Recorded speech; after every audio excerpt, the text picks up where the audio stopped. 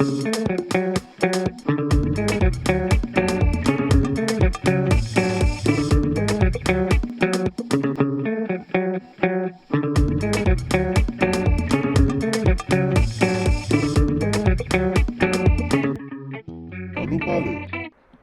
Hello, everyone. Thank you for tuning into Nou Palé, a show that is dedicated to educate, uplift, and connect to all minorities from a Haitian diaspora's point of view.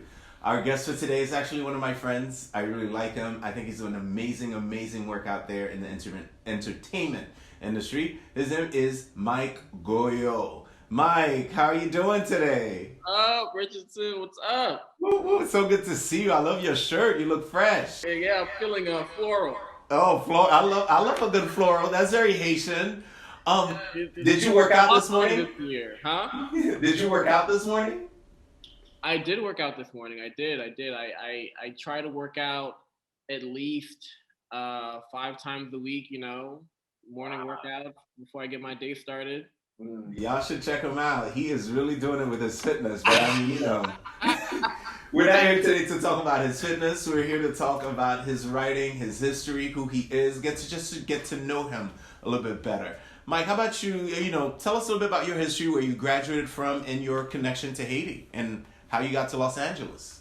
And I went to college at Northeastern. That's where I started, and then I transferred eventually to UMass Boston, and then I got my theater degree in UMass Boston with a concentration in creative writing.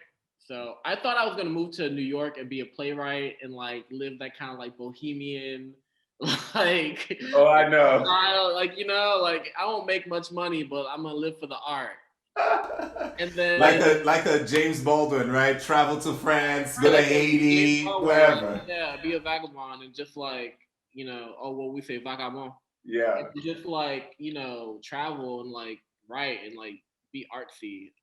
But I took a production internship in college and discovered that like like I can go write for television. Like this seems more lucrative. This seems uh quicker like satisfaction if once you're like in the business, right? But the journey to get there was long. So then I moved to LA. My first few jobs in entertainment were in reality TV. I worked at American Idol, So You Think You Can Dance. So then, writing was always a thing that you always wanted, or it was always in your mind. You liked the idea of it, because I mean, yeah, growing up in a Haitian home, you're a doctor, a lawyer, an engineer. So I'm like, Right. No, yeah, like I didn't have like a blueprint of what a writing career would look like.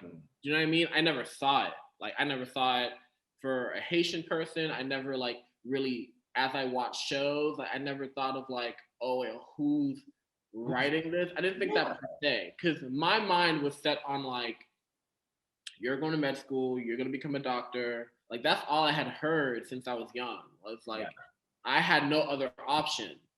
So as I was growing up and I was like I continued to write because it was a hobby of mine. I enjoyed writing. I enjoyed like daydreaming and like creating worlds and like writing in my journal. And I just thought that was like a hobby, like something that I was just doing for myself. I find that a lot in the Haitian community. Even when I came to America, it was kind of like you can't make money off of acting, singing, dancing, or creative stuff. Really, you had to be those set doctor and such. So yeah, it was always for me. It was always a hobby, and I think in my mind it stayed a hobby. You know what I mean? But I like that there are institutions here that kind of pushes it, and there's good money or living to be made off of it. So I think that's a great point.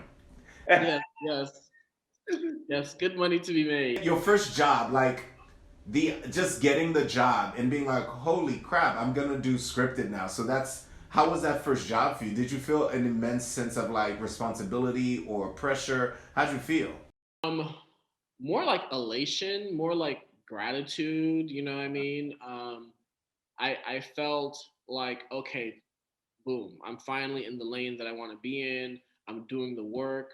And it's not as if I wasn't grateful before that point. You know what I mean? As soon as I got to LA, I felt like, oh, this is where I'm supposed to be. You know what I mean? Even when I was like grabbing coffee and like working 14-hour days as a production assistant, I was like, this is where I need to be. Like, I'm enjoying this, and I know that like this work that I'm doing now is going to get me to where I need to be. You know what I mean?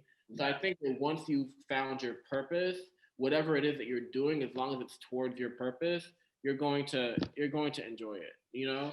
So yeah, so my first like writing opportunity, I thoroughly enjoyed it, you know? And the thing about that is I wasn't getting paid a lot on the Fruit podcast. Um, so I continued to do some reality jobs so that I can like pay the rent, like pay my bills. So what happened was I was working by that point in reality, I was working as like a supervising producer, and I was working for this I was doing this countdown show for the Super Bowl. I was in San Francisco, so we flew to San Francisco to do this countdown show for the Super Bowl while I had to write the finale for this Fruit podcast.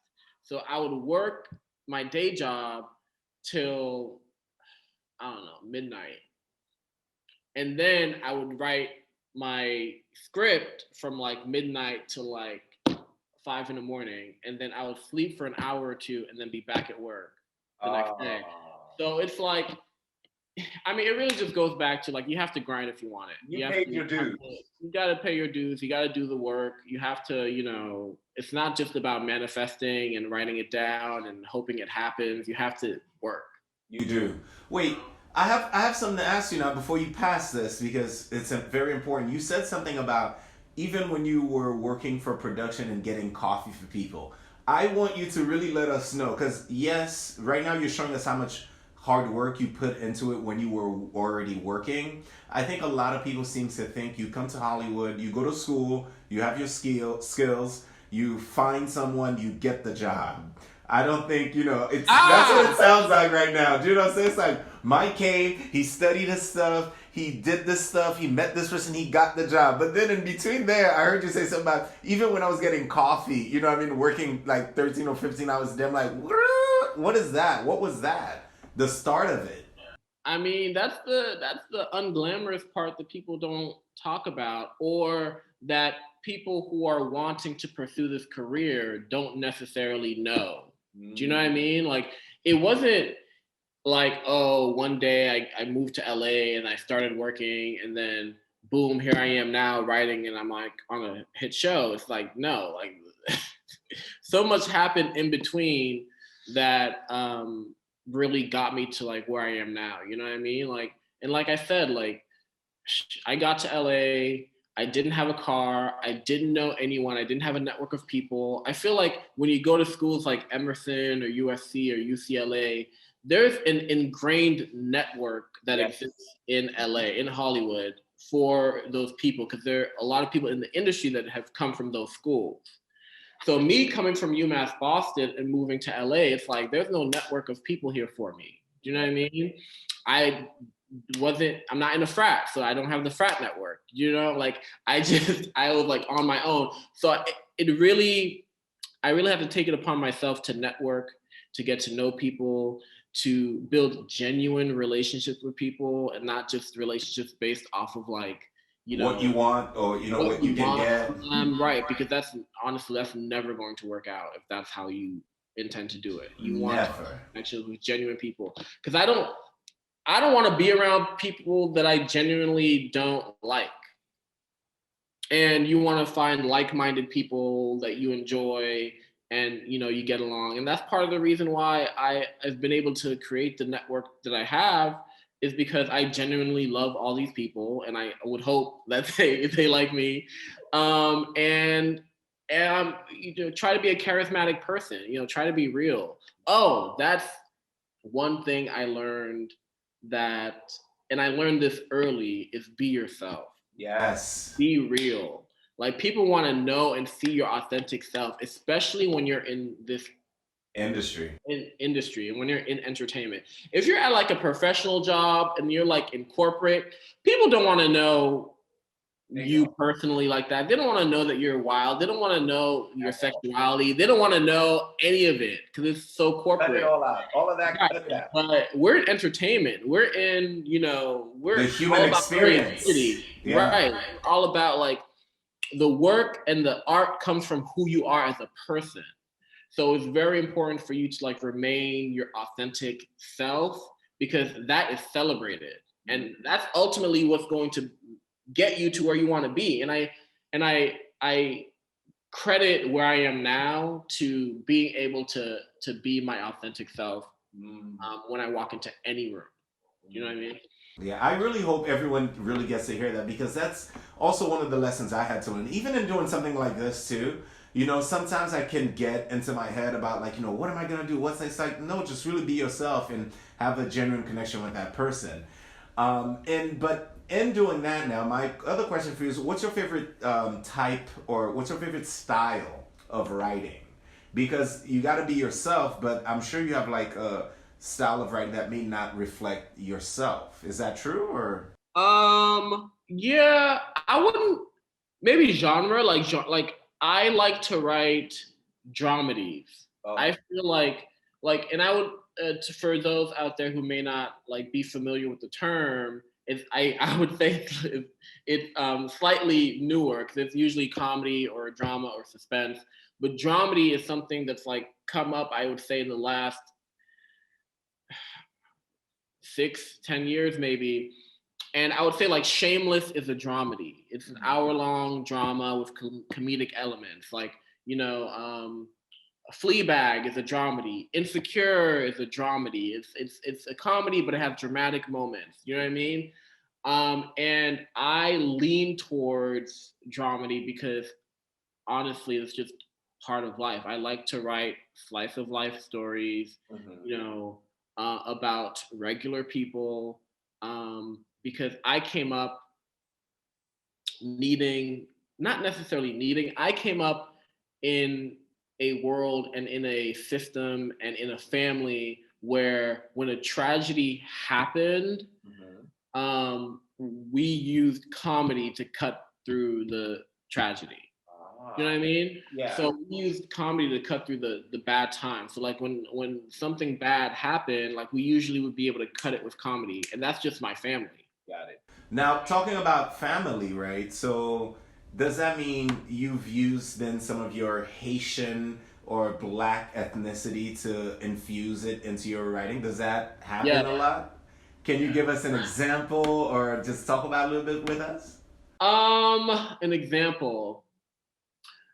Well, I wrote a pilot that's currently being shopped around that is an immigrant version of Shameless. It's called. And I see how you're jumping on my questions because that's one of my questions, but we're gonna go to it anyway. Okay, well, it's two parts, so it goes with both questions.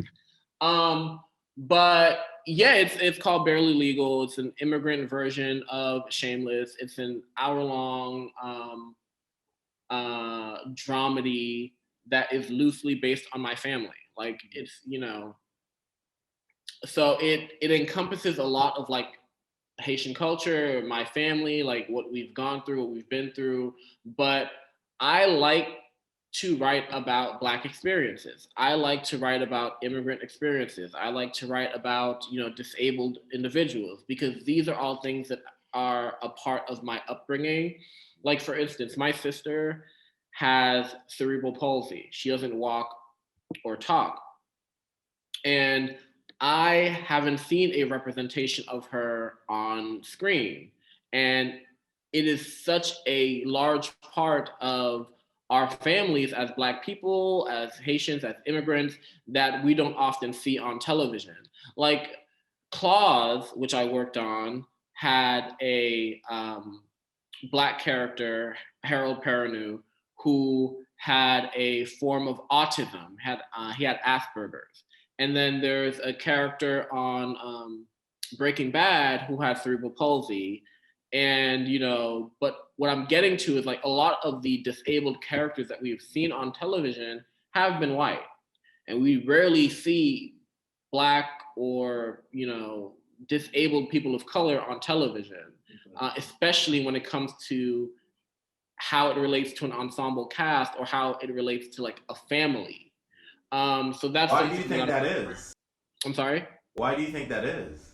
It's just, I mean, we haven't, there are a lot of things we haven't seen. I'm not, and sometimes it comes down to like Black writers being given the opportunity to create that kind of content. Actually, I'll change that because Black writers are creating that type of content. Given the opportunity to have their content greenlit and have executives and networks and production companies wanting to make that type of content. Do you know what I mean? I know exactly what you mean. So, right, because sometimes I feel like when it comes to Black content, immigrant content, whatever it is, networks and executives seem to think that we're monolithic, or we definitely are. And we're not, and there can't be space for multiple types of stories about Black people. Like, say for instance, I'm like, there's a Black ensemble cast on a TV show that's an hour drama. My family is Haitian.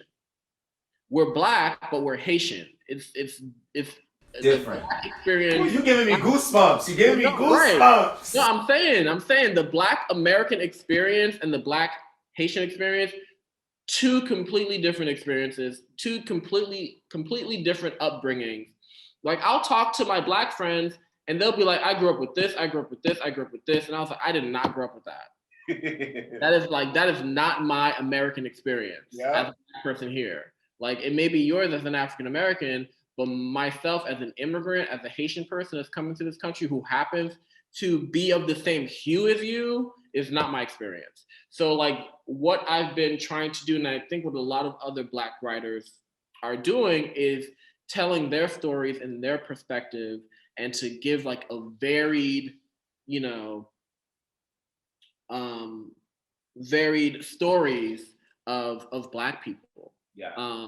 And which is very important, honestly, because a lot of times what ends up happening, and I'm glad that someone like you, as a Haitian man that grew up in Haiti but lived here, was born in Haiti, lived here, you're in these rooms now because there might be, Haitian actors that go out there to audition, and the assimilation sometimes it's hard to do, to assimilate and be like, I need to take on the African American experience. Sometimes it can be hard. Yes, people will say as an actor, you should be able to jump in, jump out.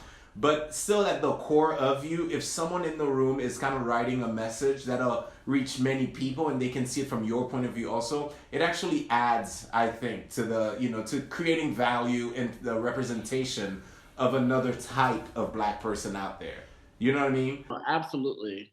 Yeah, because oftentimes what I see sometimes with castings and stuff like that, if we're going to go into that since you're a writer, when it comes, if you wrote something and you say, this person is Haitian, dark skin, blah, blah, blah, blah, blah, blah, whatever the characteristics are, a lot of times they try to appease to the audience by making the person as like African as possible. So someone can see that, oh, they're from a different land. This is why they have these features and they're always this way and not that way. And I think having someone like you in the room will help with that, seeing how much more diverse we are than just like these beautiful stoic, well chiseled face, dark, beautiful skinned people. You know what I mean? So I think that it's a good thing, honestly, to have you in the room. I don't know if you have anything you want to say about that or comment on that. No, yeah, I agree with you in the sense of like, you want someone in the room that is, has either lived those experiences or are aware of those experiences, so that you're telling authentic stories. You know what I mean? And you spoke to a little bit, but just in terms of like accents and like what people sound like, that what I think that we are trying to combat now is like this whole kind of like how we're portrayed on television.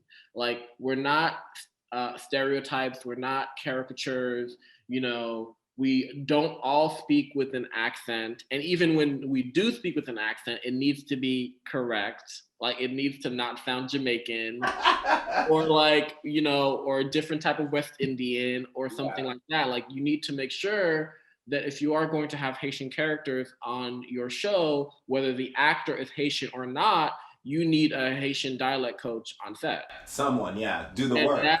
right. And that is something that I would say if I were in a writer's room or if I were on set and I was seeing something that didn't seem correct or accurate, I would speak up. Mary. And that is the power of like being able to be in those spaces. You can speak up.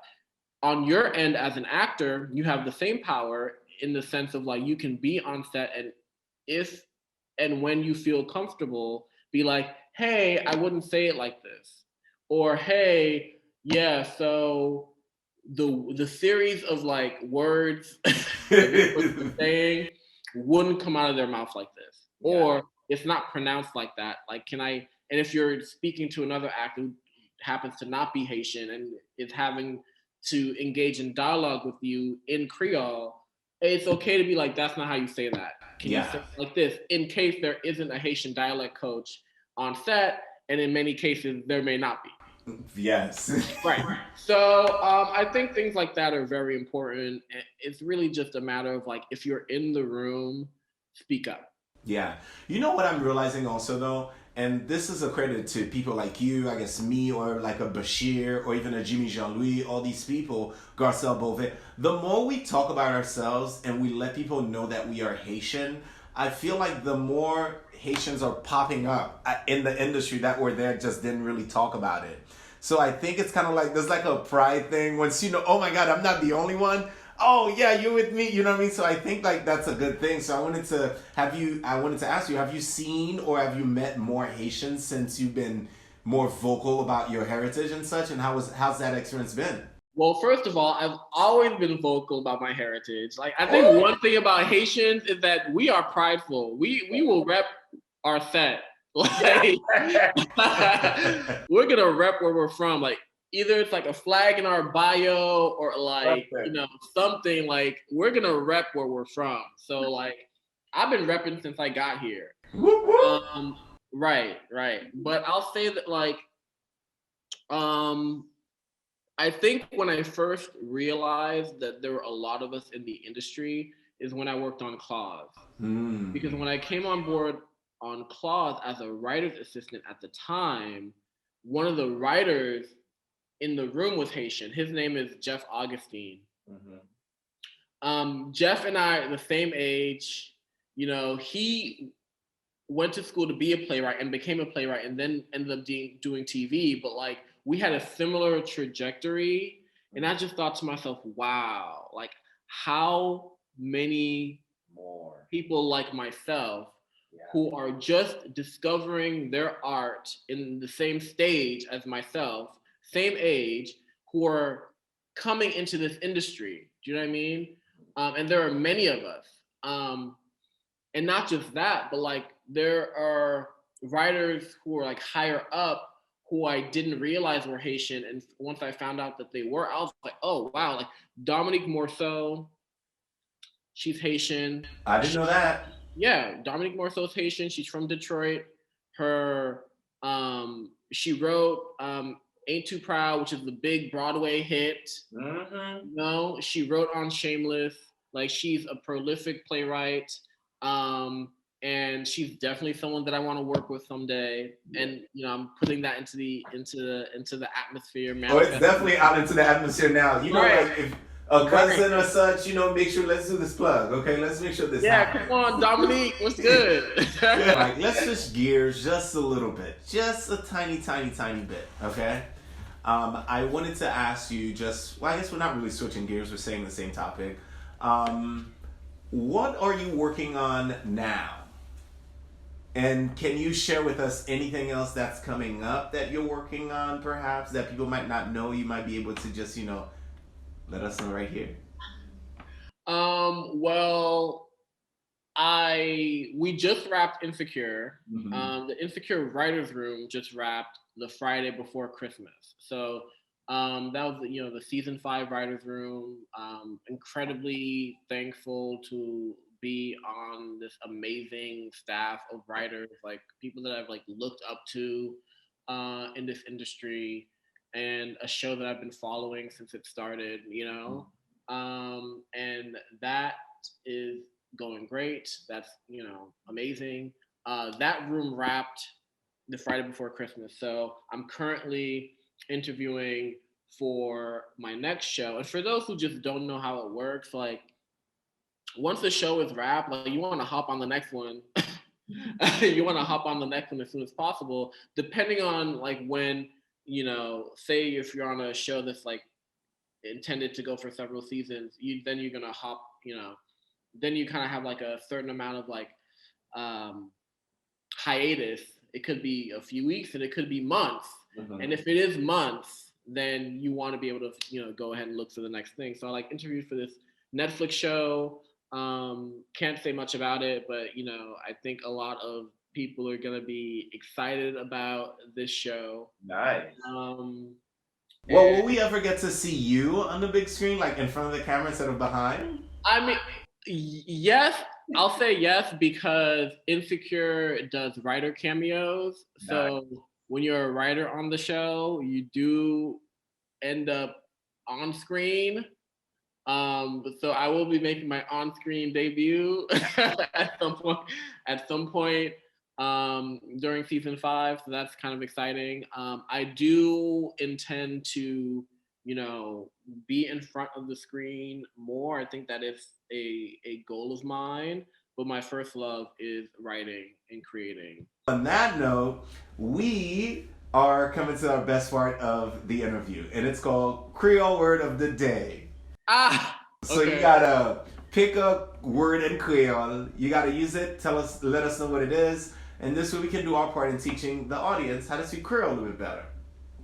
Okay, we can do that. Okay. So wait, do I just say the word? That's right. I think one of my favorite Haitian words is fréquent. Fréquent. Oh. Because it's like it's playful, but someone can also like be like not necessarily curse you out, but like there are several different like contexts you can use when you say the word. Yeah. But for the most part, I love the word because it's kind of like just a fresh. It means fresh. It means like that's what it means. Well, fresh in which way though? Because we say fresh, people might think fresh fruit. Oh, this is a no. It means like It means like you're being fresh. Like you're being rude, or you're being saucy, or you're being like cheeky. Yeah. Cheeky. Like yeah. Like what I mean. So I it's one of my favorite words. Yeah, it's one of those words. They used to call me that a lot. Okay. So at least I got the same thing. I got the same thing.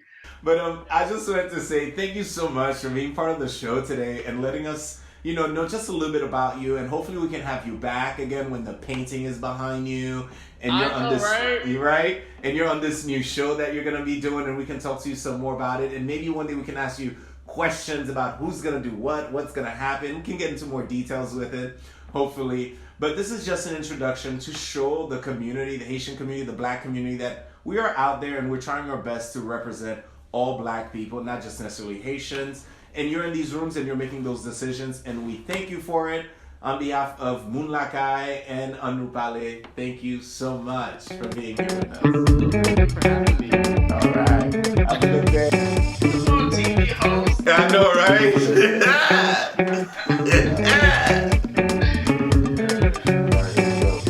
All right, here we go.